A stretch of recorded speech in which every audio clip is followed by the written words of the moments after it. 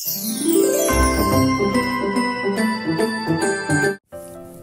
guys, welcome back to Chinu Rock Bells. Thank you very much for supporting. మనం కంచిపురం వచ్చేసినాము. ఇది night టైంలో అమ్మవారిని కంచి కామాక్షి దేవిని ఊరేగింపుగా తీసుకొస్తున్నారు. మా వాళ్ళకు కూడా అదృష్టం దక్కింది అమ్మవారి రథం లాగేది. ఈ వీడియో నేను నెక్స్ట్ వీడియోలో పోస్ట్ చేస్తాను. అమ్మవారికి సంబంధించిన హిస్టరీని కూడా నేను కొంచెం మీతో షేర్ చేసుకుంటాను. అమ్మవారి ఆజ్ఞ లేనిదే మనం కంచిలో అమ్మవారిని దర్శనం అనేది ఉండదంట. మనం అనుకుంటే వెళ్ళలేమంట. అమ్మవారు అనుగ్రహిస్తేనే మనకు దర్శనం అనేది ఉంటుందంట. మనం నెక్స్ట్ ఏకాంబరేశ్వర్ టెంపుల్కి వచ్చేసినాము. ఇక్కడ శివుడు ఏకాంబరేశ్వర్ లేదా రాజలింగేశ్వరుడుగా పూజింపబడుతున్నాడు. ఈ చూద్దాం పదండి ఎలాగుందో లోపల. అస్సలు కళ్ళు తిప్పుకోలేని ఆర్కిటెక్చర్. ఈ రాతి కట్టడం 9వ శతాబ్దంలో చోళ రాజవంశుల సమయంలో నిర్మించబడిందంట. పంచభూత క్షేత్రాల్లో కంచి ఒకటి. అందులో భూమిని ప్రాధాన్యత వహించే పృథ్వీలింగము ఏకాంబరేశ్వర ఆలయంలో ఉంది. ఇక ఏకాంబరేశ్వర స్వామి అంటే ఒక మామిడి చెట్టు కింద వెలిసిన స్వామి అని అర్థం. దేవాలయం లోపల మండపంలో 1000 స్తంభాలు ఉన్నాయి. ఇప్పుడు నేను మీకు చూపిస్తున్నాను కదా, అస్సలు మామూలుగా లేదు. నేను 4 సైడ్స్ నుండి ఈ వ్యూ అనేది కవర్ చేసిన, మీరు చూడొచ్చు. 1000 స్తంభాలతో నిర్మించబడి ఉన్నది. మళ్ళీ ఇందులో 1008 శివలింగాలు ప్రతిష్ఠించబడి ఉన్నాయి. మీరు చూస్తున్నారు కదా. అసలు మేమైతే ఒక్కసారిగా టెంపుల్ చూసి షాక్ అయినాం. ఎందుకంటే ఫస్ట్ టైం చూస్తే ఆ ఎగ్జైట్మెంట్ వేరు కదా. టెంపుల్ని చూస్తూ ఉంటే మామూలుగా లేదు అసలు. లోపలికి వెళ్ళాక మెయిన్గా దేవుడిని దర్శనం చేసుకున్న తర్వాత దేవుడి దగ్గర వీడియో తీయలేదు, కాకపోతే టెంపుల్ లోపల మాత్రం వీడియో తీసుకోవచ్చు. ఇప్పుడు మీరు చూస్తున్నది 1008 శివలింగాలు లైన్గా చూసుకుంటూ పోతుంటే మన కళ్ళు అసలు ఒక అద్భుతం అంతే. ఇంకా ఇక్కడ లోపల ఆర్కిటెక్చరు, లోపల మండపాలు, ఎంత విశాలమైన ప్రదేశము. మరి అరుణాచలం దర్శనము గిరి ప్రదక్షిణ అయిపోయిన తర్వాత మేము అదే రోజు ఈవినింగ్ కంచికి చేరుకున్నామన్నమాట. కంచి నైట్ కామాక్షిదేవి దర్శనం అయిపోయింది. ఆ కామాక్షిదేవికి సంబంధించిన వీడియో వస్తుంది. ఇప్పుడు మనము ఏకాంబరేశ్వర్ స్వామి టెంపుల్లో ఉన్నామన్నమాట. దీనిని శివకంచి అంటారు. శివకంచి, విష్ణుకంచి 2 ఉన్నాయి. కాకపోతే తమిళనాడులో శివభక్తులు ఎక్కువ అంట. నేను తెలుసుకున్న దాని ప్రకారం, మా వాళ్ళు చెప్పిన వాళ్ళ ప్రకారం, మా వాళ్ళు మీన్స్ మా పేరెంట్స్, అంటే తమిళనాడులో శివభక్తులు ఎక్కువ అంట. రామనాసురుని కూడా ఎక్కువగా పూజిస్తారంట. రామనాసురుడు శివభక్తుడు కదా. ఇంకా దీనికి చెప్పాల్సిన చాలా చరిత్ర ఉన్నది. నేను కొంచెం షార్ట్లో కలెక్ట్ చేసుకొని మీకోసం ఈ టెంపుల్ని చూపించడమే కాకుండా దాని స్థల పురాణము అసలు ఏంటి అనేది కూడా మీతో షేర్ చేసుకోవాలనే ఎగ్జైట్మెంట్ అంతే. మా ఫీలింగ్స్ అంటే ఇవన్నీ మాకు ఒక మెమోరీస్. ఈ పర్పస్గానే నేను వీడియోలు చేస్తాను, దేనికోసం అయితే మాత్రం కాదు. ఇవన్నీ మాకు ఒక మెమోరీస్గా ఉండిపోతాయి.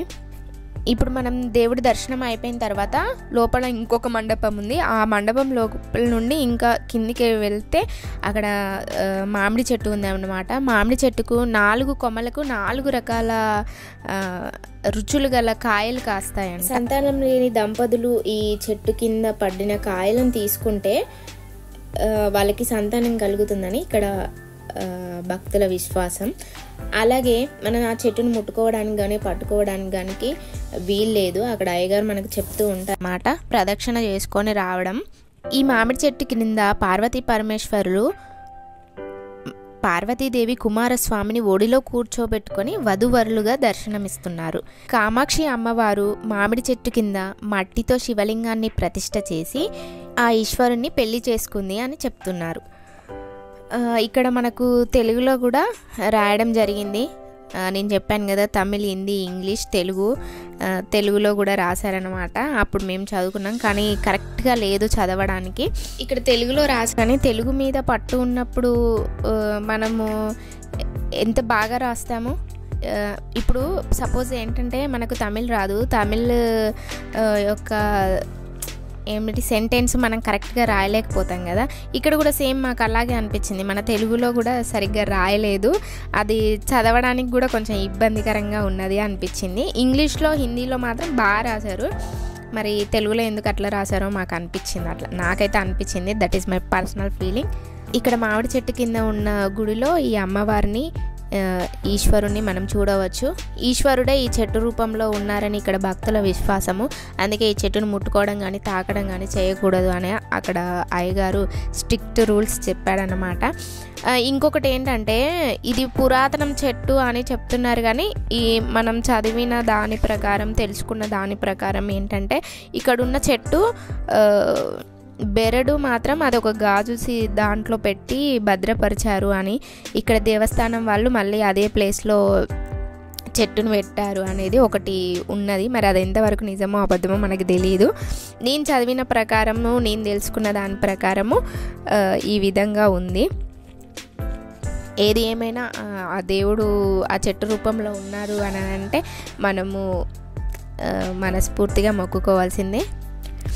శివుడు పంచభూత లింగాలుగా ఉన్నాడు అని తెలుసుకున్నాం కదా, దాని ప్రకారము పంచభూత లింగాలలో పృథ్వీలింగము ఇక్కడ ఉందన్నమాట. పృథ్వీలింగము అంటే మట్టితో చేసిన లింగము, అమ్మవారు మట్టితో చేశారు కాబట్టి దీనికి పృథ్వీలింగము అని పేరు వచ్చింది. నిజంగా ఇట్లాంటి హిస్టరీలు తెలుసుకోవాలంటే చాలా ఇంట్రెస్టింగ్గా ఉంటుంది. నాలాగా మీకు కూడా ఇంట్రెస్ట్ ఉంటే ఒక లైక్ వేసుకోండి. ఇప్పుడు మనము మిగిలిన సగం వరకే చూసాం కదా టెంపుల్ని, ఇప్పుడు ఇక్కడ నుండి బయలుదేరి ముందుకెళ్దాము. ముందుకెళ్ళాక ఆ 2 సైడ్స్ కూడా కవర్ చేయొచ్చు. ఎంత పెద్దగా ఉన్నదంటే ఈ టెంపుల్ మొత్తం తిరగడానికే మనకు గట్టిగా కొడితే 1.5 to 2 hours పడుతుంది. ఈ టెంపుల్స్ అన్నీ చూస్తూ ఉంటే అప్పటి వాళ్ళు అంటే వెనకటి వాళ్ళు ఎంత ముందు ఆలోచనతో గుడిని నిర్మించాలి అని అనుకున్నారు. ఇంత పెద్ద పెద్ద ప్రాంగణాలు, పెద్ద పెద్ద అసలు ఇంకో 50-100 సంవత్సరాలైనా కూడా ఎంత జనాభా పెరిగినా ఈ టెంపుల్స్కి మాత్రం ఏ డోకా ఉండదు, అంత స్పేసియస్గా ఉన్నాయి. ఇవి ఇంకా ముందు చూడొచ్చు మీరు ఎంత స్పేసియస్గానో.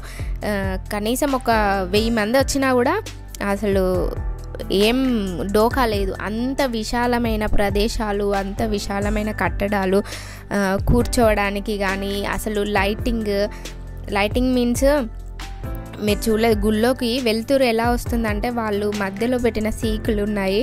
అసలు day time to evening time వరకు లైట్లు అనేది అవసరం లేదు, అంత బాగా వెలుతురు గుళ్ళోకి ప్రవేశిస్తుంది అన్నమాట. వాళ్ళ ఇంజనీరింగ్ టెక్నాలజీని మనం మెచ్చుకోకుండా ఉండలేము. అసలు ఎంత గొప్ప టెక్నాలజీని వాళ్ళు యూజ్ చేసిండ్రు, అసలు ఎంత పెద్ద పెద్ద బావులు, ఎంత పెద్ద పెద్ద కొలనులు. ఇక్కడ ఒక శివలింగం ఉన్నది.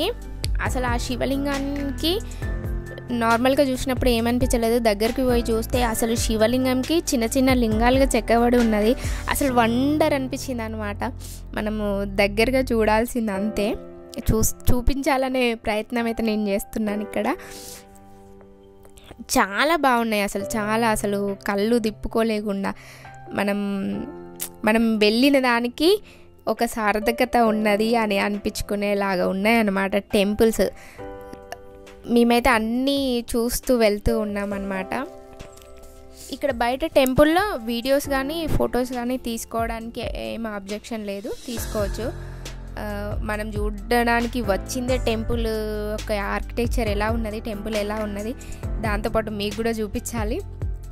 ఇక్కడ ముందు నుండి మా అన్నయ్య తీస్తున్నాడు, అటు నుండి నేను తీస్తున్నాను. అంతే.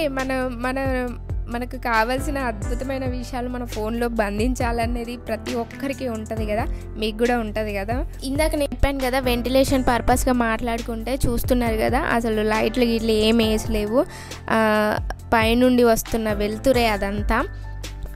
ఈ వెలుతురికే దేవాలయం చాలా మంచిగా కనిపిస్తూ ఉన్నది. ఇక్కడ మా పేరెంట్స్ మాకు అదే చెప్తున్నారు, పైనకి చూడండి అక్కడ ఎలా ఉంది, వెంటిలేషన్ ఎట్లా వస్తుంది ఏంటి అనేది మాకు ఎక్స్ప్లెయిన్ చేస్తున్నారు. తర్వాత మేము బయటకు వచ్చేసినాం. ఇక్కడ మీరు అద్భుతమైన శిల్పకళ చూడొచ్చు. అసలు నాట్యం చేస్తున్న భంగిమలు ప్రతి ఒక్క స్తంభం మీద చెక్కబడి ఉన్నాయి. ఇది కోనేరు అయితే బాగున్నది అసలు, కాకపోతే అలో లేదు, అన్నీ క్లోజ్ చేసి ఉంచారు. చాలా బాగున్నది అసలు, చాలా పెద్దగా విశాలంగా ఎంత బాగున్నదో అసలు. మా పేరెంట్స్, మా పిల్లలు వీళ్ళందరూ అక్కడ శిల్పకళను చూస్తూ ఉన్నారు. అసలు ఒక్కో స్తంభం మీద ఒక్కో డిఫరెంట్ టైప్ ఆఫ్ భంగిమలు ఉన్నాయి. ఇక్కడ ఒక భంగిమ చూడొచ్చు, ఒక ఆవిడ ముందుకు కాలు పెట్టి ఉంటుంది. అది ఎట్లా పాసిబుల్ అనేది మాకు ఇప్పటికీ ఒక పెద్ద క్వశ్చన్. వీళ్ళు ఇక్కడ ట్రై చేస్తూ ఉన్నారనమాట, అన్నీ చూస్తున్నారు, అన్నీ ఎక్స్ప్లెయిన్ చేస్తూ ఉన్నారనమాట మా పేరెంట్స్. మాకు అసలు మామూలుగా లేదు, అసలు చూడడానికి కళ్ళు తిరిగిపోతున్నాయి, అట్లున్నాయి అనమాట. ఇక్కడ మీరు చూడొచ్చు కొన్ని భంగిమలు. అంటే కొన్ని మనము ఇప్పుడు చేస్తున్న స్టైల్లో చూడొచ్చు, కానీ ఇంత డిఫరెంట్ టైప్ ఆఫ్ భంగిమలను మనము చూసుండము. మా నాన్న, మా పిల్లలు ట్రై చేస్తున్నారు అనమాట ఆ భంగిమ. ఇక్కడ మా స్మైల్ గాడు కూడా ట్రై చేస్తున్నది. ఇప్పటి వరకు మేము మన తెలంగాణ, ఆంధ్రప్రదేశ్ స్టేట్స్ దాటి ఎప్పుడు బయటికి వెళ్ళలేదు. మా పేరెంట్స్, మా వారు వీళ్ళు ఎప్పుడు వెళ్తూ వస్తూ ఉంటారు, చూస్తారు. కానీ మేము మాత్రం ఇదే ఫస్ట్ టైం అయినా కూడా అక్కడ పెద్దగా తేడా అయితే ఏమీ అనిపించలేదు మాకు. ఒక లాంగ్వేజ్ కాకపోతే చాలామందికి తెలుగు వస్తున్నది కాబట్టి పెద్ద ప్రాబ్లం ఏమీ అనిపించలేదు. ఇంకా ఇక్కడ కొన్ని కన్స్ట్రక్షన్స్ అయితే జరుగుతూ ఉన్నాయి. ఈ గుడి ఎంతసేపు చూసినా అసలు అయిపోదు, అంత పెద్దగా విశాలంగా ఉన్నది. అసలు ఇంకో 1000 సంవత్సరాలకు సరిపడా ప్లేస్ కానీ, ఎంతమంది జనాభా పెరిగినా పెద్ద స్థలం అయితే ఈ టెంపుల్కి ఉన్నది. ఈ టెంపుల్ అనే కాదు, ప్రతి టెంపుల్స్ అట్లానే ఉన్నాయి. అసలు పెద్ద ప్రాంగణాలు. మన ఫ్యూచర్ని ఎంత ముందు ఆలోచనలో పెట్టుకొని చేశారు అనేది మనం తెలుసుకోవచ్చు. అందుకే వీళ్ళ ఇంజనీరింగ్ టెక్నాలజీకి ఎంత హ్యాట్స్ ఆఫ్ చెప్పినా, ఎంత పొగిడినా తక్కువే. ఎంత ముందు ఆలోచనతో, ఎంత ముందు చూపుతో ఇంత చేశారు అనేది మనం ఈ టెంపుల్ ప్రాంగణాలు, ప్లేసెస్ చూస్తే అర్థమైపోతుంది. ఇదండి మన శివకంచి ముచ్చట. విష్ణు కంచి వీడియో కూడా వస్తుంది. మీకు ఈ వీడియో ఎలా అనిపించి కామెంట్లో తెలియజేయండి. If you like this video, please like, share and subscribe Chinnu rock bells.